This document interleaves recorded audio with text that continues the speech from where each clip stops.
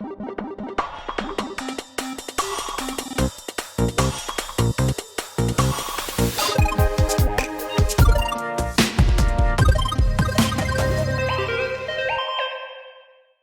to the Boss Room. My name is Alex Gaz, and tonight I'm joined by my co-host, Shamster, Hello. and we're also joined by Omi. Back at it again, guys. Yeah, all right. Well, let's get into it. Hype block. Hype block.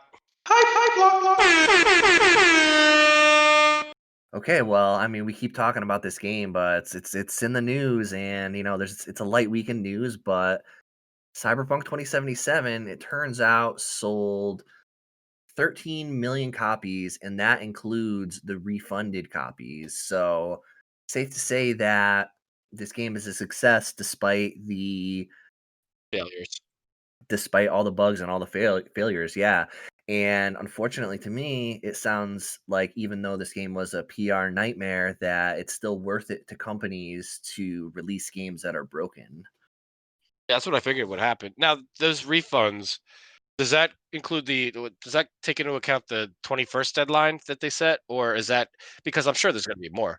No, they announced it the day after, so it did take into account all of the refunds. And basically, they just announced it because they wanted to relieve investors that are obviously angry and want to sue them, of course, for lying to them. But yeah, that's why they did that, to just basically be like, listen, we're good. We're selling copies. Once everything's fixed, we'll probably sell more, which is probably what will happen. So Like you said, they still made money.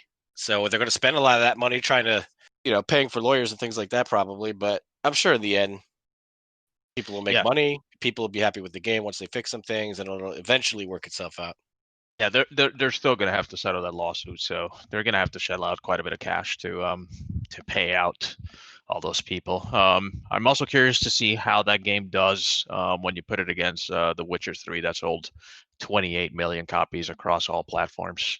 I mean, yeah, like you said, I think once they fix everything and the game actually runs smoothly on consoles, I think they'll sell a lot more copies of it. Yeah, we'll see.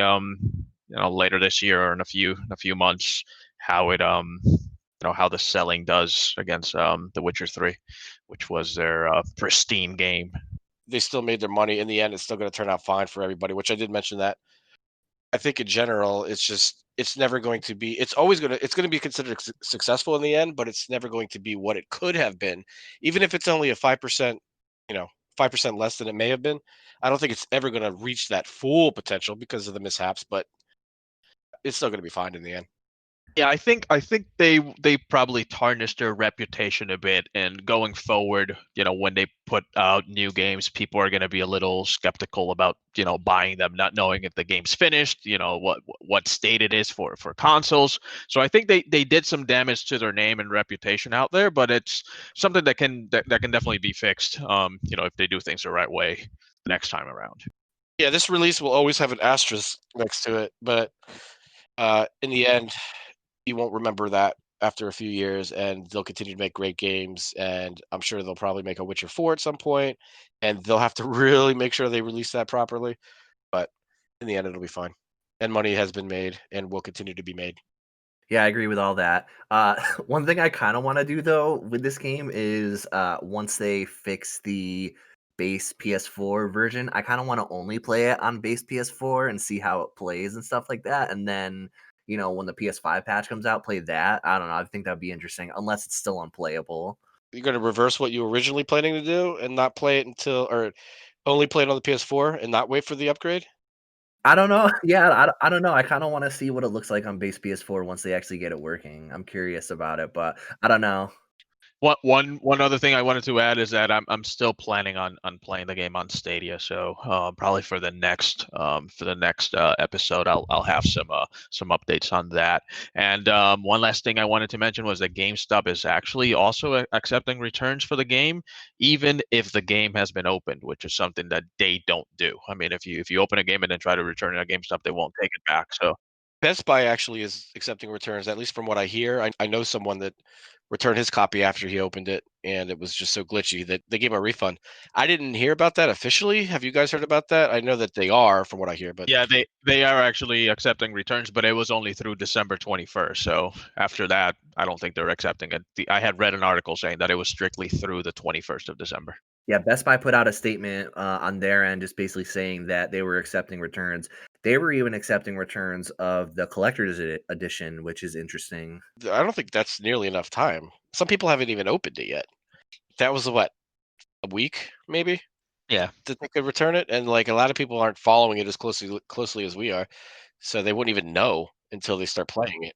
It was just for PR. They just did it for a certain date because they were just like, well, we did give you the opportunity to do it. So they were also put in a bad place if GameStop was accepting returns, Microsoft, Sony. So Best Buy was put in a hard place. They had to do it even if it was for a limited time. Yeah. Well, either way, it's a mess, and it'll correct itself. It's just gonna take a while. so I'm actually curious if I can play Cyberpunk on the KFC console when that comes out because the KFC console was announced this week, and let's just say that I'm selling my PS5 right away to go get this. It honestly, it's like apparently like a really high end PC. It's got a NVMe drive. It's got an Intel i9 with a Asus. I think they're saying an RTX 3080, and it will run at 4K 60 FPS. But the biggest feature to this is it has a chicken heating area, and what it does What? is it uses the heat from the fans that when the GPU heats up to cool it off, and they use that heat to actually keep chicken warm. But you can. I think it's actually, isn't it considered a snack warmer? So you could put other like soft pretzel bites and all kinds of stuff in there, other than chicken, or is it exclusively only to warm up chicken? I'm sure you can put other things in there, but I think, to be honest, if you put other things that are snacks that aren't chicken, they're probably actually better for it because chicken has all that grease, and whereas the other things won't be as greasy, so it probably is better for that. But It could void the warranty though. it's also in the shape of a bucket too, which is hilarious. Who's actually making this? Is this like what retailer is selling this, or who's making it? The kernel, bro. Come on. They're teaming up with, Is it Cool Master? yeah, PC hardware manufacturer Cooler Master, and then Intel is on it too because Intel is promoting it as well.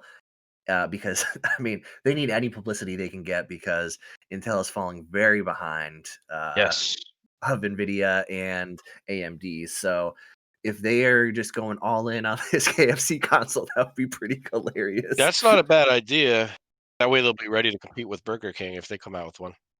Intel's falling behind on everyone because Microsoft's making their own chips now. So is Apple. So I'm not sure who they're going to be selling things to now. But yeah, I guess that's an effort in an effort to boost their brand now. But yeah, way to do it. I actually watched a video on this earlier today. Spawnwave made a video. Shout out to Spawnwave. Spawn Wave. And he actually like sort of priced out each piece, and he said that basically the PC itself would be about 4 grand. So my guess is, and I'm sure like everyone else, it's probably just like a promotional thing where you can just win it and that's about it. And they'll only make like 10 of them or something. Yeah, it'll go away, and you won't even hear about it. I like everything I've seen about it except for the chicken chamber. That's what you're buying, basically. This is the best feature. Yeah, I'm not but sure I like that. honestly, this seems like a kick-ass PC if I were to win it. Like, Yeah, but yeah, definitely have to put chicken in there. I don't know. definitely a cool collector's item too. You think Popeyes is going to compete with them? Are they going to try to Chicken partner up with AMD? chicken sandwich holder. I don't know. I mean, they're making a lot of money off that. Maybe they could do like a packing game. Hey, if Popeyes jumps into the game, then yeah, that may help my confidence a little more. Chicken sandwich, the best. It is good. I wouldn't wait in line 2 hours for it, but I'd eat one. No, I never had to wait that long for it, but I mean, I like both KFC and Popeyes, so no argument for me either way. I just, definitely want to win this bucket thing because so I can use it as a PC because it's very like the specs are really good on it. Yeah, specs are good. Chicken chamber, not so much. But yeah, Well, you could put something else in there, like Pizza roll. I just wonder if it's got like a grease trap or something, because it has to, because they're not gonna let grease get into that GPU because yeah, that'll that's like melt it. It'll melt right. like because the grease would just eat away at the thermal like paste that's on there, so that's just gonna Yep. like eat away at that. So it's got to be like really insulated. Yeah, I could just see that getting real messy really quick. The grease might actually insulate it. It could turn into like a paste and kind of help out. Yeah, it could. It's probably the best thermal paste, grease paste. It tastes good. All I know is my PS5 doesn't have a chicken chamber, and I really need one. But anyway, on to the boss feature topic. EFT. This is our last show of the year. We want to give out the 2020 awards for certain questions that we have, and we came up with a list, and we're just going to talk about some of our favorite things of 2020. Definitely an interesting year, but there were a lot of good games that came out, and given the current situation, a lot of games being played. So let's go into the first category. Favorite game released in 2020. Omi, what about you? Call of Duty Warzone, the best battle royale game of 2020 by far. So I thought about this. This wasn't technically released in 2020. However, there were a lot of content updates in 2020. So I guess I definitely could count that as a. You'll accept that? I'll accept it. I'll accept it too. It's fine. Did you get the new season? Of course, yeah, I'm playing it actually right now. So they did do the Cold War Warzone integration, so there's a lot more weapons now. The only thing I don't like is that some of the weapons from Cold War you actually have to buy the Cold War game to be able to upgrade. You can't do them in Warzone, but the best weapons you can. So like they took basically every weapon, added it to the game, and then the best weapons you can from Cold War you can upgrade on the Warzone side. There's also a new small map called Regency Island, or Rebirth Island, sorry. And that's actually a small map with 45 players, and it's very, very quick. So it's a 15, 20-minute game, but it's a high kill game. You get, you can get anything between 10 and 20 kills if you get involved. But basically, there's no way of camping. Anywhere you drop, you're gonna find people. So you got to be ready. That sounds cool. Yeah, it's very cool. Is that game pay to win? No, it's not. Okay, because when you mentioned you had to buy certain weapons that weren't included or something, I just was wondering if it was. You don't buy weapons. Everyone gets the same weapons, but you can upgrade the weapons. So the more you can level them up, so you can basically unlock attachments which make the weapons better. It's basically an incentive to buy Cold War, essentially. Right. Okay. Right. Shamster, 2020 game of the year that was released in 2020. What do you got? So this one is kind of a boring one just because it's cliche, because it won game of the year in a lot of places, but Last of Us 2 for sure, because it really is that good. Can you get into it a little bit, just because obviously spoiler free, because I do want to play this at some point, but can you get into it a little bit without because you haven't really talked about it that much, but it is obviously a big game for you this year. Yeah. I mean, again, some of these sound cliche. The graphics, the animations, the mechanics, but it's so good. It's just like, I mean, they took a lot from a lot of other games, but it's so polished and it's so intense. And when you play that game, your heart will definitely race a lot. Like you're gonna feel nervous when you're done. You might not be able to fall asleep, things like that. But there's some horrifying parts, there's some sentimental parts. It's just there's a lot of epic set pieces, some really good ones that when you say that game, some of them are the first thing I think of because they're so good. It's intense and it's really immersive. It's really, really immersive. It looks like some of the best graphics I've ever seen in any game, like how realistic it looks. Yeah, and some scenes are and some scenes aren't. Like a lot of the scenes with a ton of trees, but some of the water looks good. I mean, yeah, it has incredible graphics, but what makes it even more incredible is the um the fluidity and just how the animations are. The animations are spectacular. They're the best animations I've seen at least in a long time, or at least in not many games look like that. There's just some really cool levels. the Sky Bridge. I'm not going to really get into what they are, but there's just a lot of cool scenes with fire. I'll say that, and things like that. So I've also heard that the actual gameplay, like the combat and all that stuff is way better than the first game, and it's like It is. it's a lot less clunky than the original. Yeah, it's great. You feel like you're in a firefight, and they send dogs at you, and it's not like you're just picking them off, and it feels like you're actually killing dogs, which is not good. I love dogs, but that's part of the reason you feel so emotional when you're playing the game because you're absorbed into it, and you have to make decisions, and just you have to think quick and react. But the graphics are just insane. Like the snow levels when you're running through the forest, and sprinting after or sprinting away from things that are trying to get you. It's remarkable, and a lot of people it became popular, so I think a lot of people just wanted to hate on it just because they do that all the time now with things like Star Wars and, everything in Yep. general. But the story itself, I think it was really well written, whether you like the direction it goes or not. I mean, but it's just a really, really, really good game. Everything about it. Well, I mean, this game is obviously more story driven, so I'm sure the story is great. Like, I'm not, I'm pretty easily impressed myself. So I'm sure the story is great. Like I said, the first game for me was too depressing, but you were saying it goes in a different vibe. So I'm excited to see how Yeah, that looks when the PS5 version comes out for that. it's an achievement for sure in gaming. For sure. Well, my favorite game released in 2020 is a newer game, Spider-Man Miles Morales, and for me, there wasn't necessarily a ton of new-ish games that were released this year that I played. Now, Ghost of Tsushima, I haven't played, so it could be up there at some point whenever I do play that. Yeah, if you would have played it, I think you would have probably given that one the award. Spider-Man Miles Morales, it's a great game. It's a great spin-off game. I actually enjoyed it more than the first Spider-Man game because I really liked Miles' personality. I liked his abilities using the Venom Punch and that sort of thing.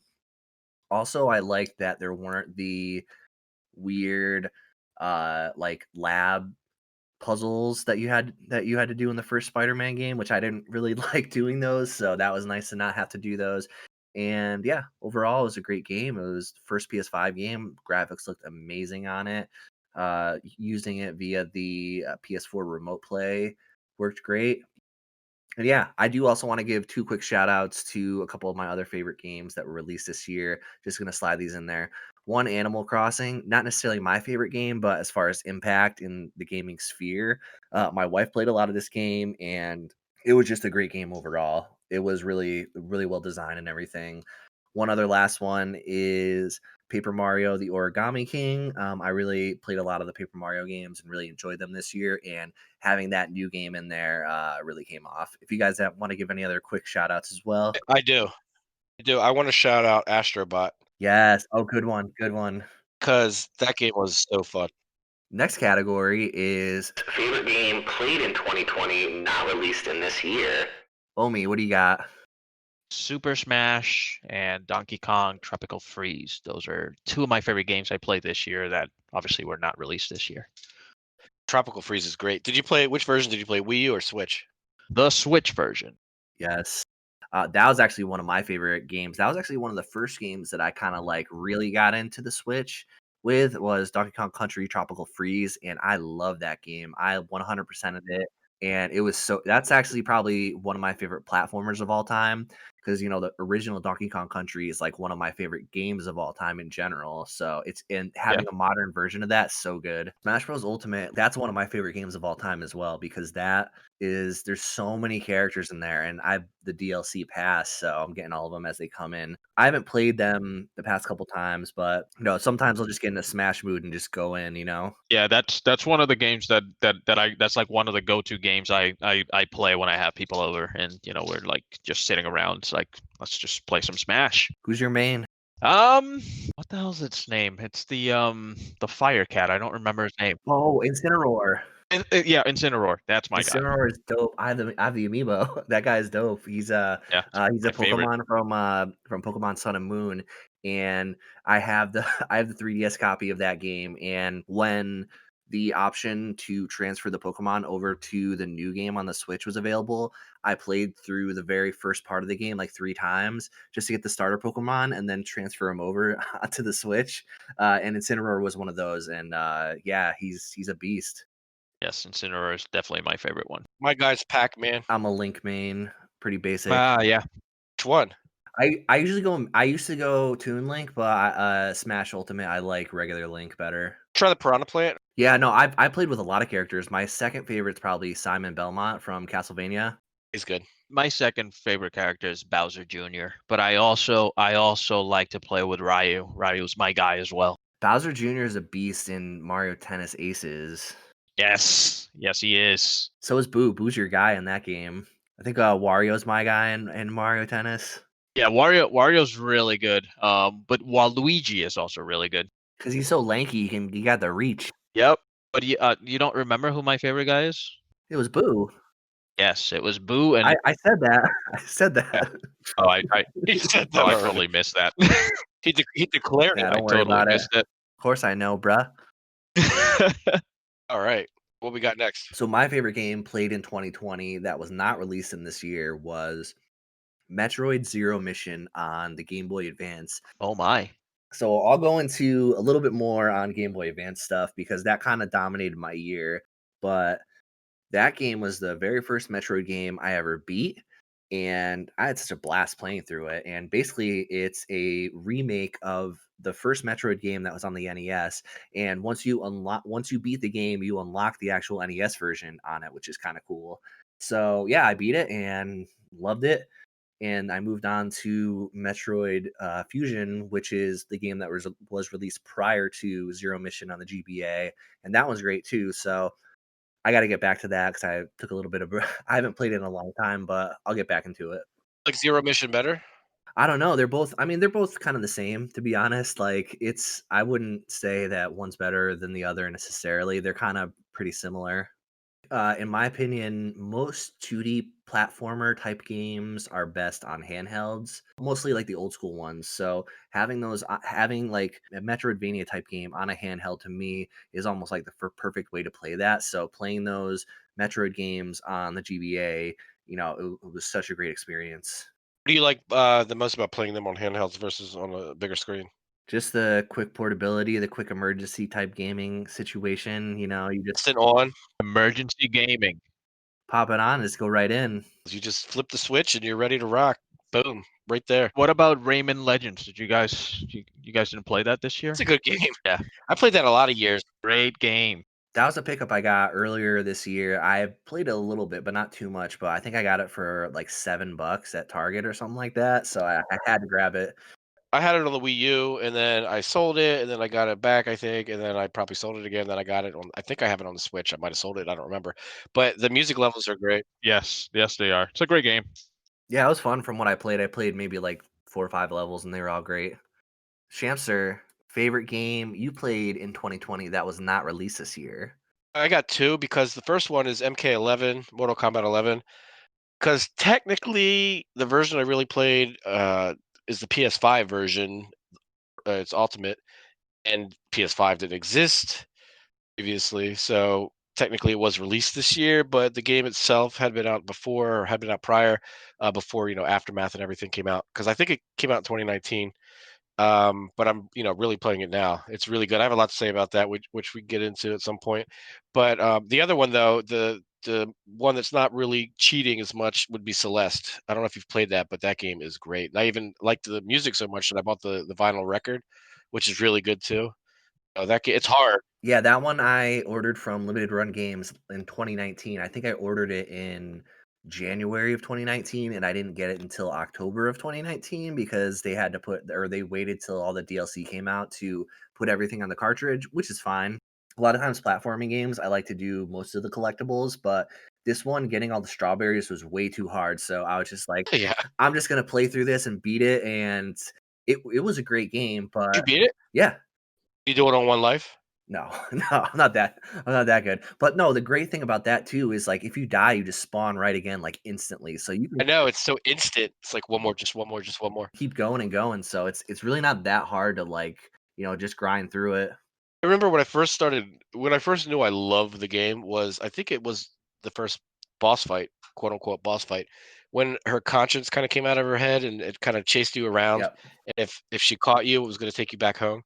And that was insane. And I kept, and then you get so close, and one bad jump, and you're done. But like you said, it immediately starts you right back in, and you're just like, you just keep going, you just don't stop, because it's still like playing. It's not like you actually stopped. You just have to keep going and going. Did you play that, Omi? No, I didn't. I did not play that. It's different. I'll It's have to cool. check that out. Yeah, sounds pretty cool. I mean, it was big when it came out. This year it wasn't talked about as much, but It was nominated for Game of the Year, 2019 when the year came out, or 28, whatever year it came out. It was nominated for Game of the Year amongst the AAA games. Oh my. the reviews were through the roof. It's really, It's really good. it's really good, yeah. It's an indie game, right? Yeah, it's an old school type platformer. I think just one guy built it too. Yeah, it's like not. Yeah, I think it might be just one. The guy Matt Makes Games, he was releasing Mario Maker levels when Mario Maker first came out, and they were all crazy hard too. It was hilarious. Yeah, I'll have to add it to my list. On to the next category. We have our favorite pickups of the year. Omi, what's your favorite pickup you got this year? All right, so this is actually not a game, but it's actually pretty cool. I got a onesie. Oh snap. Yep, a onesie. You guys should check What it. color? It's brown. It's like a bear suit. Yeah, to be honest, I did see a link of that, and I kind of did want to get it at some point. I Yeah, still might get it, but we'll see. You gonna get brown? If I got one, I'd go paisley. yeah. I just saw it and I couldn't say no. I was like, I totally need that. Plus, my 1-year-old walks around in onesies all the time, so we had to match it up a little bit. Shamster, what's your favorite pickup of the year? My favorite pickup is by far the Sega Master System that I just happened to see at a retro shop. Usually, you never see them there ever, and you can see them on eBay, but they're usually hit or miss. And you almost bought one the previous year at At a show at a convention, a yeah. convention. Yeah, And when I was trying to buy it there, I was going to get a good deal, and it looked like it was in good shape, but he couldn't get it to turn on. And the person that was trying to sell it to me assumed that there just wasn't any power coming out of the outlet. I didn't think it was worth the risk because we tried two outlets, and he said the same thing about the second outlet. But when I was actually at the retro shop and I saw it sitting there, I immediately just instincts kicked in because that's my childhood system. Where I had the NES, and I played it all the time, and all the games were given away, and I had a lot of them, including Alf, which is extremely rare now. But I got a good price on it. It's in great condition. you got it. You picked up Alf. No, no, no. I'm talking about the Sega Okay, Master sorry. System. Although I do keep looking at Alf, and I'm like, I don't think I could do it, but I kind of have to. But I'm not going to. But maybe I Just will wait on it. because it's expensive and it's ridiculous. But it's in great condition. The shop that sold it to me, I asked them. I said, "Why is this like in excellent condition?" Because it's pretty old, obviously. And they said because they think the person that traded it in was a collector, and he always trades stuff in. They said, and I actually got a Game Gear, I think, that day too from the same person, but or from that person traded that in too. So they just traded it in like that previous day, and you just happen to walk in when they just put it out, basically. I guess so, unless it was just sitting there and nobody wanted it, which could also be the case because a lot of people don't even know what it is. When I call the same store or some of their franchises, and I say, "Hey, do you have any Sega Master System games?" and they're like, "Oh, what? Huh?" And I kind of have to explain it to them. Not all of them, but anyway, yeah. So it was in good shape. It happened to be there. It was sealed, not sealed in a box or anything, but they had it protected in some kind of shrink wrap. Look, it just looked really good. A really good price. I got it, and I was pumped. And I've been ordering games off of eBay ever since. That's a separate story. Can you tell us how you connect that to your TV? Because that's also part of this. Yeah, yeah. So I got a SCART cable that comes out of the master system, and that SCART goes into the retro tank, and that accepts the SCART, and that comes out HDMI. I think that's what it is. Yeah.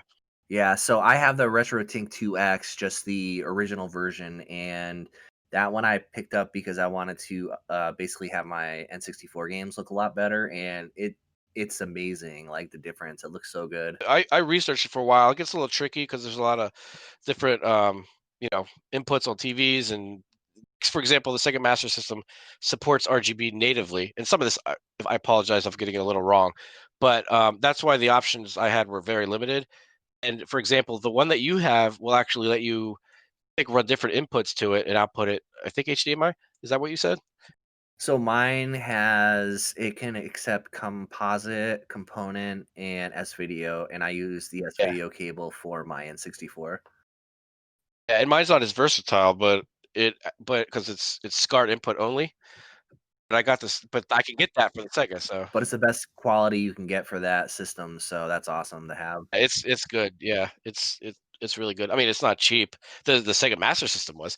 Actually, I paid more for the Retro Tink, but it's well worth it because it seems like it's well made. It's going to last a long time. Plus, if you have another system that supports that, such as like if you get an old school Super Nintendo, I think certain models support that.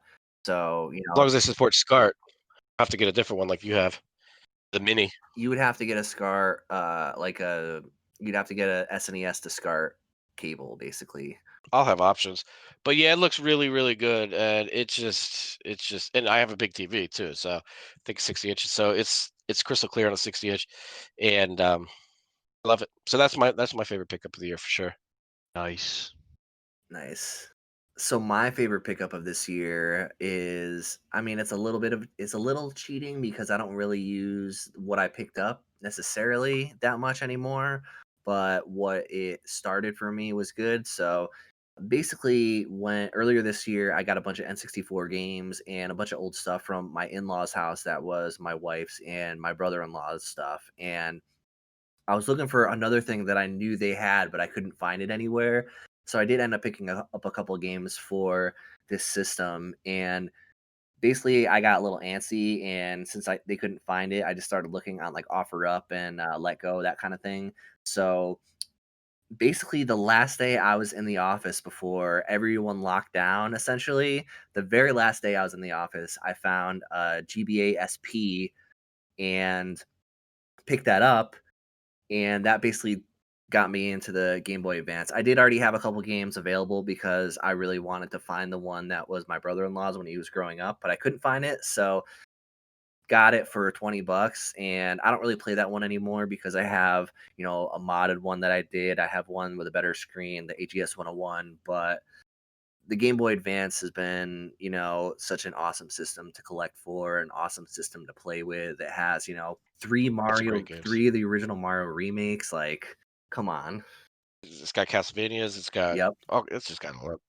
But yeah, Game Boy Advance, that has been the thing that I have been playing a lot this year. I've been doing a mod. I bought a GBA off of Facebook Marketplace along with a Game Boy Color for pretty cheap, and I replaced a screen on the GBC. And the Game Boy Advance, I, you know, completely reshelled and put the new screen on and everything. And playing it on that is great. And yeah, the SP I love. I just love the form factor of it. To me, the SP is more of a true Game Boy than the GBA is, because it actually, like, the where the buttons are and stuff is actually set up like a real Game Boy. But the game regular GBA is awesome too. I love that. Yeah, I kind of think of it the other way around. I think to me the original GBA is more like Game Boy because it doesn't flip closed, doesn't have the clamshell, but That's it can fair. go either way. I Yeah, I want to give a agree. shout out to the GBA too because actually that was my second favorite pickup of the year. I got one that was pre-modded, and it looks like an old school SNES sort of, and I got that on Etsy I think or eBay, but it was already done. It was nice to just grab a modded one. I like the Game Boy Color more than like the GBA just because of the form factor. But yeah, both are great. I'm going to give a second shout out to the NES action set box that I found in an attic that was literally sitting there for, I don't know, 30 years, I think at least, right? At 88, 89? Even if it was only 25 years. You got to expand on that story. You got to tell us a little more about finding that in an attic. Yeah, so I was at someone's house. Actually, I was at my dad's house, and we were, I don't know, doing some cleanup. And I said, I honestly, I literally had a feeling that there was something in the attic, not a ghost, but something cool. And said, "What's up there?" Because he inherited the house a long time ago, and he didn't really do much work to it. I know he didn't really clean out the attic or anything. And he said, "Nothing's up there." And I said, "Are you sure?" And he's like, "There's nothing up there." And I said, "I don't believe you." I said, "I'm just gonna go take a peek anyway." And this is so weird because I went up the stairs and it's an old school, dirty, scary attic. no lights. I had a flashlight. I used my phone, and literally there was nothing up there except Nintendo Action Set box, an Action Max box with the system in it. That's a really old school VHS based system, and an Intellivision box. I just grabbed all three, and I was like, "These are mine. They're coming with me." And I was pumped because the Nintendo box is in great condition. Like Crisp. it's fine. It's fine. Yeah, it's just like it was literally sitting there. No one's touched it for 30 years. So I have it on display above my TV, and I love it. Very nice. So that's what there was no system in it, but it's got this. I think it's got the styrofoam and everything inside, and just something that you just don't find every day. Yeah. Along with the favorite pickup of the year, I just want to get into a few other things that I've been collecting this year. This still is alongside of the GBA category. I've been collecting a bunch of manuals for the GBA games because I want them to have the manuals. And then I went on customgamecases.com and had one order of some game cases that are essentially DS style cases, and I like having the manuals in there. And it's not complete, but to me, it's like it's perfect on the shelf. What's more important for the GBA as far as for collecting goes? If you could only pick one, would you say the manual or the box, and why? I mean, I think the box is harder to find, so I would probably say the box. But to me, I just rather have the manual because I don't want to get into collecting a cardboard box that's old school like that. Yes, they're hard to keep in good condition and store and all that. I'd rather go with the manuals too. The most important thing is the cartridge. Yeah, that's yeah. But obviously, What about you? What's some other things you've been collecting this year? I started collecting Game Boy Colors, and that I'm blaming that on you. That is my fault. That was part of the Facebook Marketplace deal I was talking about, where I got the Game Boy Color and I modded it, and I was telling Shamster about it, and he was like getting the itch for it because you're stuck in the house, you're not really doing much. So it's a to me it was like a fun little learning project. So it was really cool. Exactly. And I didn't know it's pretty easy too because you didn't have to solder. Although now I want to solder. But let me back up a little bit. So yeah, I've been collecting. I'm not gathering Game Boy Colors like crazy, but I picked up maybe three or four cheap on eBay. I think three, and I got some shell real cheap because they were just beat up. But it doesn't matter because you get the shells cheap, and you can easily clean the internals. But they're pretty sturdy anyway. Um, I did a lot of work with those. The volume's not always great, and sometimes you have to place the capacitors, which I didn't do. But like you said, it's a learning experience, so that's something that I know about now. Yeah, with mine, I had to get a new speaker installed on it, but fortunately, a local game shop, he was just able to solder it in quick, and he had one just sitting around, so was able to get that fixed. And then, I like supporting the local business, and this game shop, I had done some business with them. I had my GBASP fixed up. I had them do an solder in like a battery compartment in my Dreamcast. So I was actually going to have them mod the GBC, but that didn't really end up working out. He had some family stuff going on, so I ended up just taking it upon myself, and just why not try and mod it? It doesn't seem that hard, and it really wasn't. So once I did the GBC, because I got that and the Game Boy Advance at the same time, I was definitely planning on reshelling the GBA because that was really disgusting. That was like it was a white shell, but it had like this like grease film almost on it. It was disgusting. KFC grease. Well, maybe it was in the cooling shell for sure, but but yeah, I was like, why not? Let's just redo the let's just do the screen because that didn't require soldering necessarily. I mean, you can solder it to have the adjustments for the screen brightness, but I didn't care about that. So I was just like, it sounds fun. I got the shell in way before the screen because the screen came from China and the shell I got from like an Etsy shop locally. So I took that time to sort of cut out the shell because the screen itself won't fit in automatically unless you get a pre-cut shell. So I was like, whatever, I'll just cut it and did that. I did. So the Game Boy Colors started me off. So I did like three of those, and they're easy. And over after you keep doing them, you realize that they're not as sensitive as you would think. You could kind of bang them around a little bit while you're trying to insert the ribbons and things like that in the right places. Yeah. So that then I got a little bit more confident. So then I'm thinking, okay, GBA, but I need this brightness controls. I really like that. So then I think, okay, well, I'm going to have to learn how to solder. So I bought a soldering iron, and I haven't used it yet. But I think that the GBA, I'm watching the right videos. It seems doable, and the soldering for the brightness doesn't look that bad. But I figured I'm going to go all in on that one. So I actually bought capacitors for that one. I bought an amplifier. I bought a custom cut shell, the IPS screen, and a rechargeable battery that's USB-C.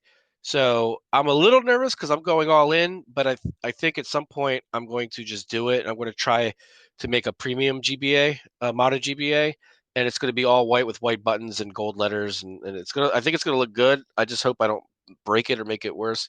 Well, it can't really get much worse unless it just doesn't work. So I think I'm going to do that. I got to fire up that soldering iron and see how that goes. But that's something I'm going to do. I just been putting it off because I'm a little nervous, but I got the GBA itself cheap. I know sometimes you like the original shells, and I think one of the Game Boy Colors I did get. Um, I don't remember if I reshelled it, but I might put the original shell back on if I did, because it's actually in really good condition. So yeah, but in general, I've just been messing with those a lot. That's something cool that I've been collecting. Those in the SMS games that I'm getting with the Master System that I talked about earlier. Yeah, so as far as like the handhelds I've been making, for the most part, I've been trying to use as much of the original hardware on there. So like my Game Boy Color, it's a yellow one, and the shell was in still really good condition, and it was clean, and I obviously cleaned it off and everything, but that was in fine condition. So I didn't do anything with that, but just the screen. But the Game Boy Advance, I think I reshelled it, but I still use the same buttons and the same rubber membranes because they were still a little bit better than the ones that I got. It's fun. So if anyone's looking for a hobby, just something that you can do it pretty. I mean, it's not cheap, but it's not expensive because you can get the Game Boys cheap if you just get the right deal on eBay, and you don't have to worry about the condition of the shell if you want to replace it. And there's some fun colors that you can, and they're cheap. Yeah. And then the colored buttons are fun to replace. So it's definitely a fun hobby, and it's easy to do to start with the Game Boy Color. So if anyone's interested in doing something like that, I would say start with the Game Boy Color, get the screen, get a shell and some buttons, have some fun. You probably won't break it. The most frustrating part is you get a little screwdriver so it's easy to take. You need the I think they're called what? Tri heads or something? Like a Y. Try wings, but you should just go on Amazon and get a kit, and then that should give you basically everything you need. Yeah, and you could do it. You're not gonna most likely not gonna break it as long as you try. It's really not that bad, to be honest. Like I didn't find it that hard. You just find a YouTube video of someone modding it and follow it along, and you're good to go. Yeah. The hardest part for me was getting everything back together, and it wasn't impossible, it was just a little frustrating because you gotta tuck all the ribbon cables inside and get the screws back in, but as long Yeah. as you hold it shut, get the screws in there, it's fine. It's actually, came out better than I thought it would each time. Although I did break one of them. I turned a can of was trying to dust it off with, compressed air, and I turned it upside down or accidentally turned it Oh sideways, and it no. shot out like ice, and it cracked, and that was my favorite one too because that was the all black shell. It was Oh transparent black no. with what color were they? I think with some red buttons or something. But yeah, so I redid that. Redid it in purple. So that's why did it a few times.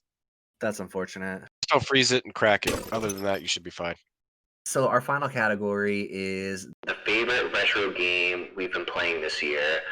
So Shamster, what is your one favorite retro game you've played this year? Can't do that. No, one favorite game, and then you can mention some honorable mentions. But Okay. All right. All right. All right. I'm gonna say NBA Jam. I've been playing the arcade cab.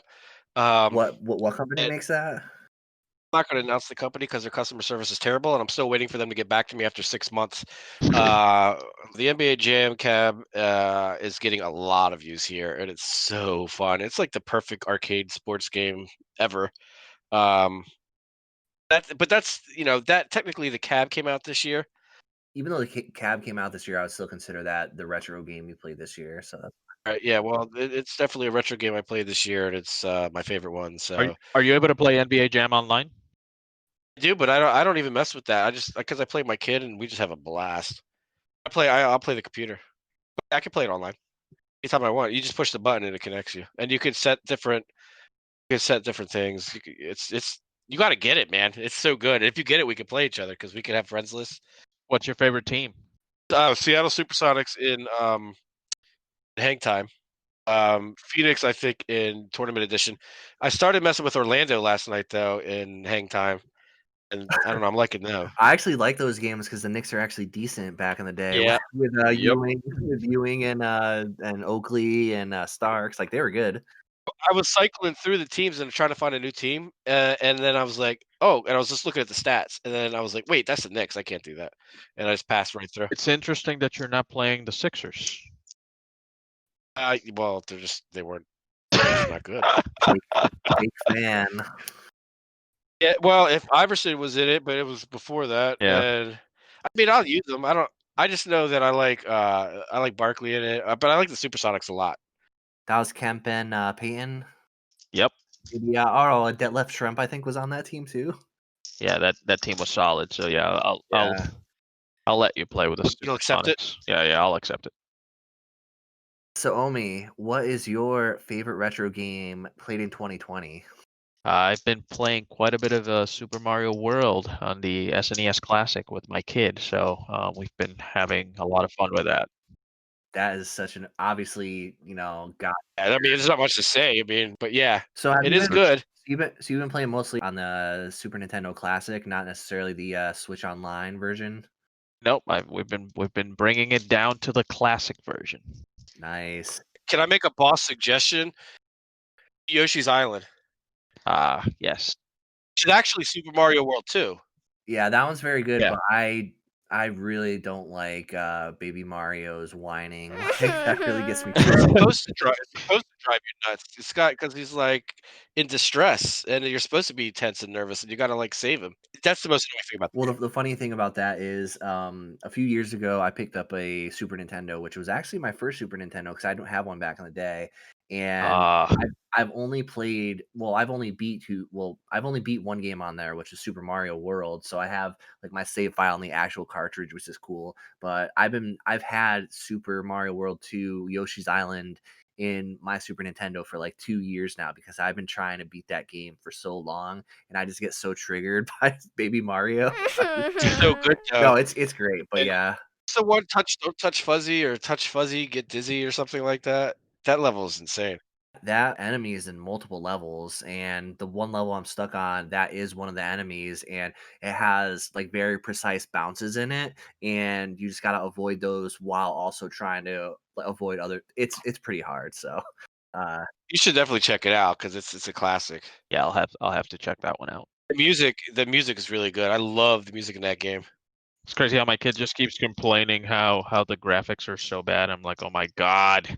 yeah. I mean, to be honest, like I think the graphics on Super Nintendo games still look a lot better than even like the N64. But yeah, Indeed, dude, indeed. especially in HD with HDMI out, it looks fine. I love it. It aged better than the N64 for sure. Definitely aged better than something like the PlayStation 1. Yeah. Yeah. So my favorite retro game of 2020 was none other than the original Super Mario Brothers, and basically I just played it a plethora of different ways just because I started a few different things happened. It was the 35th anniversary of Super Mario Brothers, so since the Game and Watch came out, I pretty much have this in my pocket every day and play Mario Brothers almost every day on it. On the Game and Watch?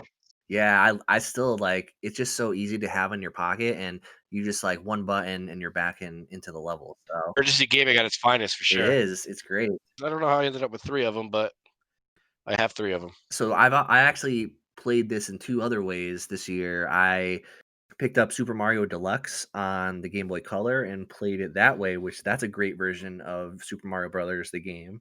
And finally, on the Nintendo Switch Online, they released Super Mario All Stars the day they had the big Mario Direct. So I just played through it that night because it was quick. It didn't take me that long with all the save states and stuff like that. So yeah, three different ways of playing Super Mario Brothers, the original game.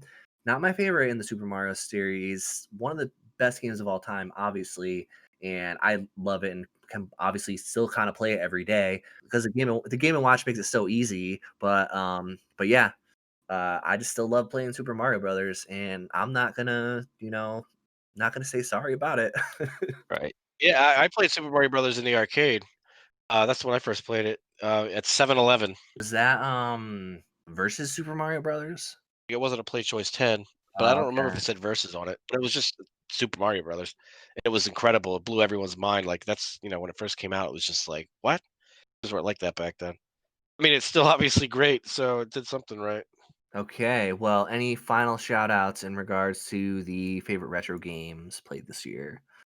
I have one, Super Castlevania 4, and the reason I'm shouting it out is because that literally happened the last time I was really out in a normal situation. It was during PAX. A friend of mine and I, we shared a hotel room, and we played that a lot when we were back at the room uh, when we were there for the convention. And then, what happened the next week was that things just went south, and we're never going to see our friends again.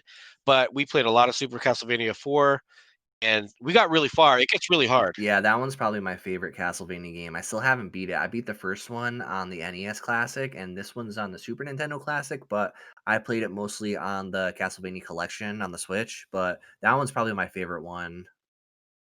It's my favorite one's 3, but Super Castlevania 4 is good, and we were all pumped up. We were like, we're gonna beat this. Let's do it. Let's beat it. And then we basically stopped playing after we got pretty far, but it got really, really hard. Plus we had to go home. The convention was over. But we played it a lot. We got pretty far into it. So yeah, definitely shout out to Super Castlevania 4 and mini shout outs, R Type, Sega Master System, and Sega Bass Fishing for the Dreamcast.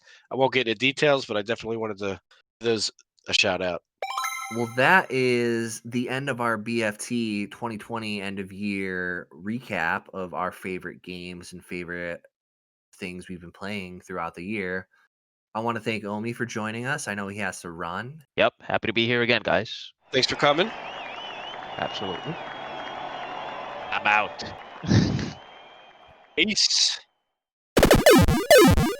Now on to the boss bits, where Shamster and I are going to talk about a few things we've been playing in the past week. So, first thing, one thing I stopped playing was Watch Dogs Legion, which was a game I was talking about last week. But to be honest, that one, like I said, I wasn't really into the story. The gameplay was good, but all the missions in the end became repetitive, and I could only look at so many puddles for so long. But Is there really that many puddles in the game? yeah, there's a lot. Like I swear.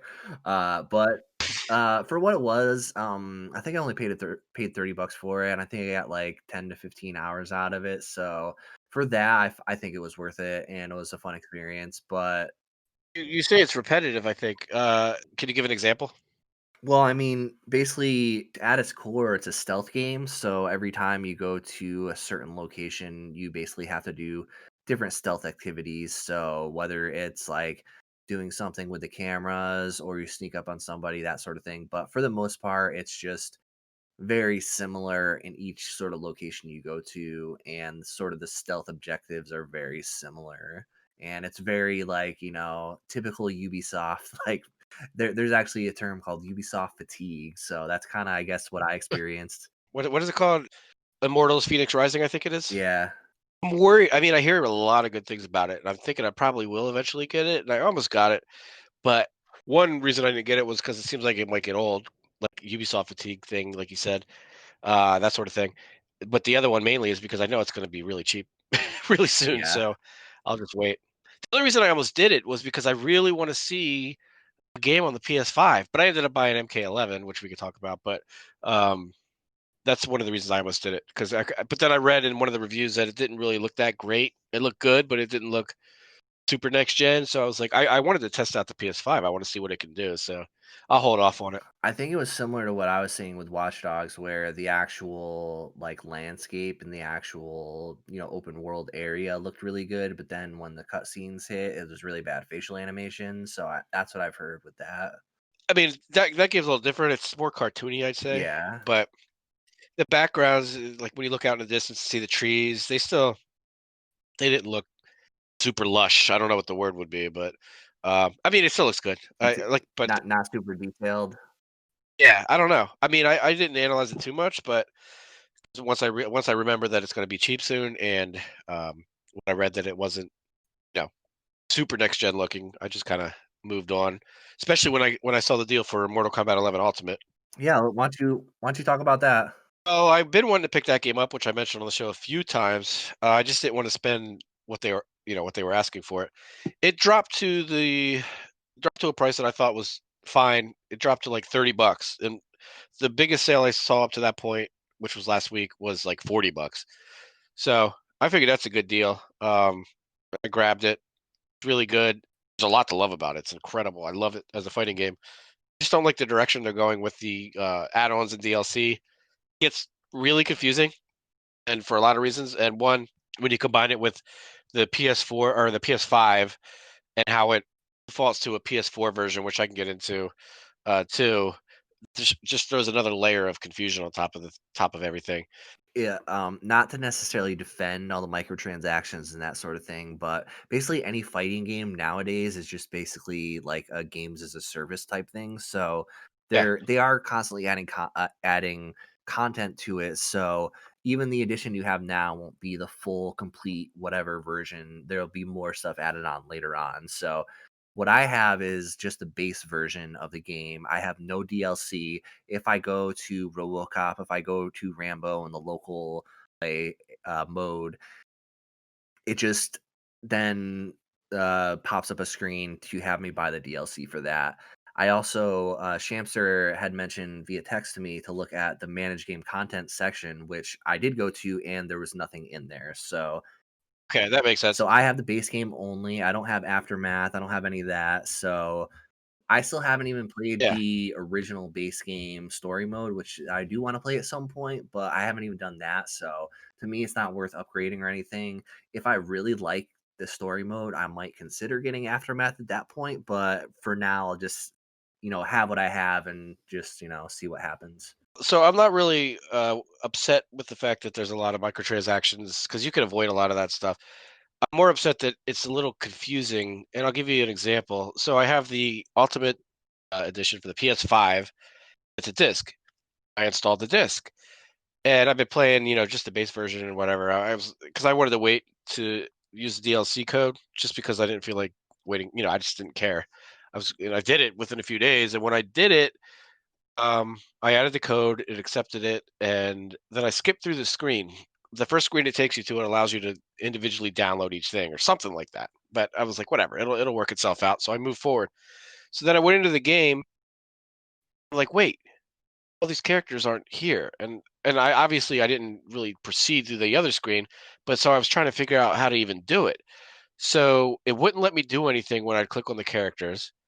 When I would back out of the game and do content management, there was nothing there. When I went into the game and went to the shop, all the characters that were included in the DLC all had prices on them for like $5.99. I'm thinking, do I have to click on it here? And if so, is it going to charge me? So I clicked on it and it did like a loading thing, but nothing happened.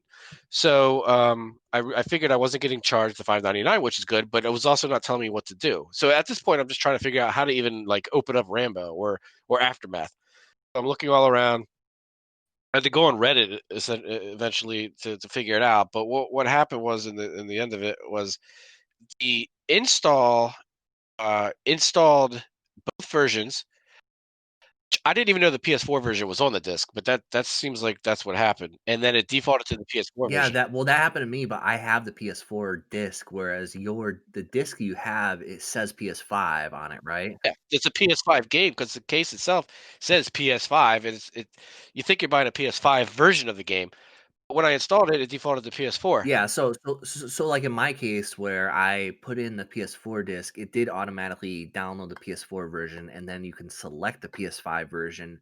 However, having it be a PS4 disc, that can feasibly make more sense. But you actually put a PS5 disc in there, and it still tried to install the PS4 game, which is Even that, interesting. I'll even forgive that. But what happens is once I realized I had to switch it to the PS5 version, then I could manage the content. So fine, I finally found all the list of stuff that I basically unlocked when I entered the code. However, I still have to click on it again. Fine. I was assuming it was going to download it because it was a download voucher. No, you have to go in and download them all manually. Doesn't download. That's the worst part is that it's on the disk. So I went into content management. I found the list of the content, including Aftermath, and it's like 1.5 megabytes. That shows you that it's already installed. It's on the So disk. that's just an You, update. s- yeah. Well, you have to basically unlock it, and it shouldn't be locked if you have the disk and you install it off the disk. But it's installed off the disk, and you literally have to click it to unlock it, and then it says it's available now. So it's just DRM and all that stuff and licensing, and it's just microtransaction-y, and it's just annoying. I think I finally got it going though. All the stuff's unlocked, everything's there. Like you said, they're going to keep adding stuff, and you're never going to have the complete version of the game. But I have a really full version of the game because I have the base game, I have Aftermath, I have Rambo, RoboCop, a whole bunch of skins and stuff, and it's all there and it's all set. It just wasn't the easiest thing to figure out how to do it, and I just don't like how they're including it on the disc, but you can't play it unless you go through the DLC code and unlock it and all that stuff. So it's just how it's going to be, though. And the game itself is incredible. So again, I can forgive it a little bit. But I didn't even realize I was playing the PS4 version at first. I thought I was playing the PS5 version because I popped the disc in, it installed, I started playing it. Did you notice the difference? I did with the lighting, yeah. Oh, nice. Uh, That's good. Especially in the crypt, there was some moonlight shining through and things like that. I think it was the crypt. I don't remember, but there's a difference. It's still a PS4 game, but that game looked incredible anyway. So that's why I wasn't sure. I said, "Oh, this kind of looks like the PS4 because the PS4 looked great." But it actually was the PS4. So it's a little brighter and crisper and cleaner and things like that. It's mainly the lighting and things you can see it in. It's also on Steam, so they probably just ported over that version of the PS5. Yeah, I mean, I'm not sure how that worked, but I do know that when I was researching a lot of this on Reddit, trying to figure out where everything is, I came across a lot of complaints. A lot of people are confused and complaining and mad because they don't like the way it's going. But I kind of accept that. They need to clean up. There was other people confused. I saw on Twitter people were getting like the PS4 version of Miles Morales and then buying the update.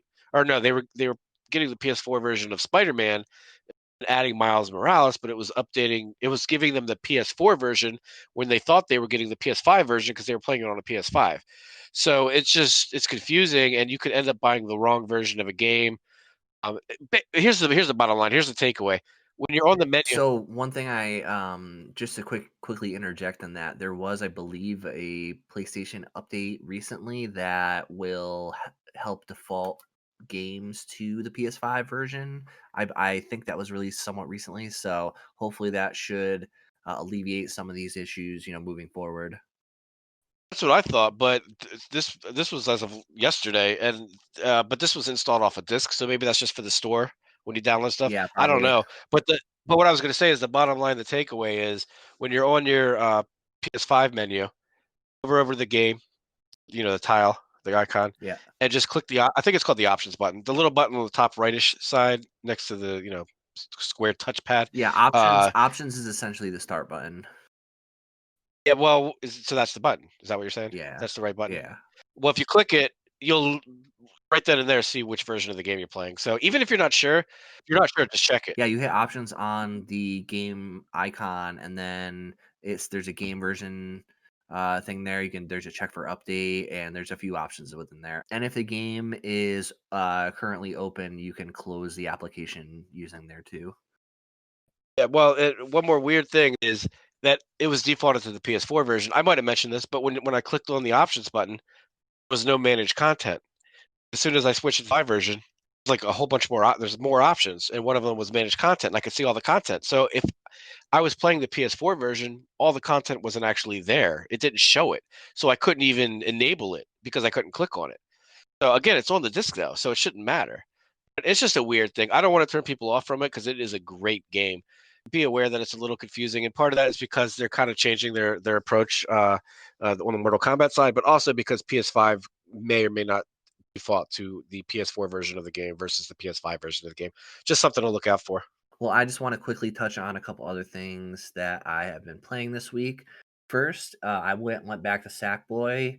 Uh, on Christmas night, I posted the Sackboy unboxing, which is a quick video, a quick boss fight, but it was fun to make. But I've been playing that, and that's a fun game. I would say it's easy to beat, but Beat it already? no, I haven't beat the game. I've been like I said with platformers, I like doing all the collectibles for the most part and trying to 100% it. So for this one, just basically collecting everything, and there's a few different things that you have to do in order to complete the levels. So one level I could beat it, in a 5 minutes or whatever, but it could take me an hour sometimes to get every single thing within there. So it's not crazy hard, but it's fun and I'm really enjoying it. So, what's the difference in the controls versus Little Big Planet? Is the jump Are the jumps floaty or not floaty? So it's a little floaty. It's not really floaty compared to Little Big Planet necessarily. uh because the screen is panned out so far that the character, it's not, I wouldn't say small, but compared to the area that you're looking at, the character is somewhat small, so you can't really tell about the floaty jumps necessarily. And you have a few action buttons, like there's a punch button, there's a dive button, and the dive button also turns into this roll action, which you use to basically, because they have speedrun levels you unlock, and use that roll function a lot within there. So something that I picked up off of eBay for very cheap, under $10, was a game that Shamster had mentioned a few weeks ago, Alleyway. Now I love brick breaking games, so this is right up my alleyway. Ooh, it's a 10 out of 10. But yeah, one thing I was doing with that was, I just was playing through it, and I think I got up to like level 10 or something like that. But that one is just quick. It's easy just to turn on the game and you're right in. It's great.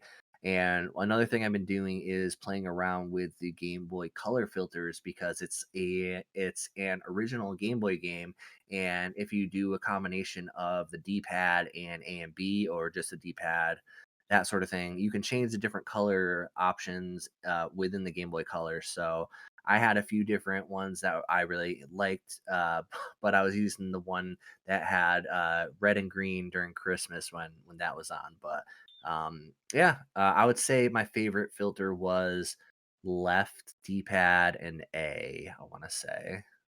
Oh, I should know this, but what do you have to do to actually change? So, do you have to pause it to change the colors, or do you just literally hit those combinations? No, you have to do it during the startup screen. When it says Game Boy, you Okay, have to do it then. Otherwise, and okay. then it's locked in. Oh, geez. So you basically had to reset it every time we're Yeah, power on and yeah, power but off. yeah, but it's like it It's quick, I know, but I'm just saying yeah. it's fine. I'm gonna check it out. Which was your favorite filter? Was it the red and green one? No, it was like this blue and yellow one, or it was like this blue, yellow, and red one, because when Mario went into the actual, like, bean or whatever thing he goes into, like Ship. pod the ship, yeah. Um, he was actually red for that, and the I don't know, I just liked what the colors were, but I think it was A and left. I don't remember, but I can follow up. Well, you posted the chart somewhere, right? I just sent it. I just sent it to you, but we can post that on Twitter later on. Yeah, we could post it. Yeah, we might as well just post it at this point. But overall, did you like the game? I just want to know what you think about Yeah, it. no, Since I loved it. I was carrying around the Game Boy for a couple days, and I'm definitely gonna go back into it. It's just a quick pick up and play. Like I said, I love Brick Breaker, and I love those type of games. So I was actually hoping to get a game like that for the Game Boy Color, because it's such a quick and easy pickup. And yeah, it's quick and fun, and just yeah, like it's. Do you you can hold the one button down to kind of speed up or slow down the ship? no, I'll have to look into that. Oh yeah, you got to do that. I forget which button it is. I, I think maybe both of them, but you could speed it up and slow it down while you're banking left and right. So yeah, that'll add another layer. Yeah, one funny thing is, when you get later on, the ship actually shrinks Yeah, as you knock out some of those, making it harder. So just add the little added difficulty, makes it really fun. and at the top, it comes down from the top, like the ceiling starts dropping in. Yep. Yeah, yeah. And then sometimes in the one level, more bricks get added on the top, so that's like Yeah, stressful. and yeah, and then I like the bonus levels with Yeah, the Mario block. I only saw two of them. There was one that was Mario, and then there was one that was, I believe, a Koopa Troopa. It's a fun game. And then when you get that ball up there and it starts going ping, ding, ding, ding, ding, ding, and it Yeah, just gets everything. yeah, the noises are pretty good, like, yeah. Yeah. So one final pickup for me this week, I actually got today, and, I was perusing on Twitter last night, and I believe I saw this a few weeks ago, but I didn't, I kinda forgot about it. But I'm trying to get a lot of the Mario 3 All-Stars stuff while it's still available, in regards to some of the collectibles and that sort of thing. And I saw on Twitter last night that someone picked up a Mario 3D All Stars coin set, which had to get it. So I actually went out to a Best Buy when I did some other errands to the other stores that I had gift cards to, and I picked it up. It was $15, but I had this $5 coupon from Best Buy you periodically get if you're like signed up with them. So only ended up paying $10 for it, and it's fairly large. If you put it up to your steering wheel, it's almost the size of that. So pretty cool. I'm gonna leave it. That's the pack. Yeah, yeah. I think of the coins. Well, the coins are regular size, but I'm gonna leave it in the blister pack because there's no reason to take it out, in my opinion. Like regular size as in quarters or like silver dollars or Yeah, probably like silver, like bigger coins. Yeah, no, it's cool. It's a cool little collectible, and I was very excited to get it, especially getting it and just I ordered it online, walked in, boom, boom, picked it up, all set. yeah. So they were usually 20, I think, but they're on sale or they were on sale for 15. Yeah, And and you like got I them for said, 10. So that's yeah, I actually when you sent me a text about those, I panic bought them because I thought it said surprise coin set, something like that, but it said it was something about sunrise or was it yeah. I think that's or not, I think sunshine. that's the name of the brand, like Sunrise or something like Okay, that. sunrise. Yeah, I don't It know. was sunrise. I don't I thought it said remember. surprise. Thought basically Nintendo just dropped a surprise Mario coin set. I was like, oh. So I put two down in case they started selling out. I at least have one. No, they're up. They Um, apparently like I posted this on Instagram, and they've apparently just been out and just sort of sitting around. So I wouldn't be too worried about getting it, but they're really cool. So if you are into Super Mario 3D All Stars, I would definitely recommend picking it up. yeah, and if you want to give someone a nice tip, you just flip a coin at them and say, "There you go," and you're all set. Well, would a Mario Sunshine coin be a good tip? Oh yeah, I would take it as a tip. I would love that as a tip. All right, Shamster, what about you? What are your final pickups of the week or games you've been playing? Well, I got the I mentioned MK Mortal Kombat 11 Ultimate. The SteelSeries Arctis 7Ps have arrived, and they're really, really, really nice. I love them. The things that stand out the most about them that I like the most are they're very, very comfortable. The sound's great, and since they're so comfortable, it sounds so good. Once in a while, I'm playing like I'll be playing a game or whatever, and I'll think that the sounds actually I'll forget that I'm wearing them. I'll think that the sound's just coming from another room, like someone's talking or something. I do that sometimes with the Pulse 3Ds. I like because the background noise is so clear and sounds so good. Yeah, Like you almost think it's like coming outside of the headphones. yeah, yeah, and then the other thing I really like about them is a lot of headphones have you know, I don't know what you would call them, but they're push button volume controls. So volume up, volume down, the plus and minus button. This actually has a dial. Way easier. That's what the new AirPods Max have. They have like a real intense dial on there. I love that. That's huge for me. It's just a lot easier. It's just something small and subtle that you wouldn't really think about, but it works really well. So yeah, that's the first things I think about are the sound quality, the comfort, and the dial. The other thing though that I realized and I didn't really know this, but if you download the SteelSeries Engine 3 software, you could actually connect them to a computer and you can configure them based on your preferences when it comes to like the sound, like the levels. So I did that. I tweaked them, and they sound even better now. So I'm Nice. really pumped up. They sounded a lot better. Well, they already sounded good. They're not professional phones for listening to music. They sound really good. I'm very happy with the bass. That was the other thing I was worried about. And then the other thing that I realized I could do in the Engine 3 was I could actually adjust when they auto shut off. So I don't remember if it was defaulted to 30 minutes or not, but I at least confirmed it because I wasn't quite sure they were going to auto shut off. But you could change it to like 5 minutes, 10 minutes, 30 minutes, never, things like that. I think those are the numbers. So they're really good. They're very, very, very comfortable, and they seem sturdy because of the steel band. And I already try to find custom some straps, but they're basically sold out everywhere. I do want to get another transmitter because if I move it around between the Switch and the PS5 and my computer, I feel like I might lose it at some point. But they're $30 and they're sold out. So it's just going to take some time, I guess, before more of those are available. But great headphones. I recommend them. Nice, very cool.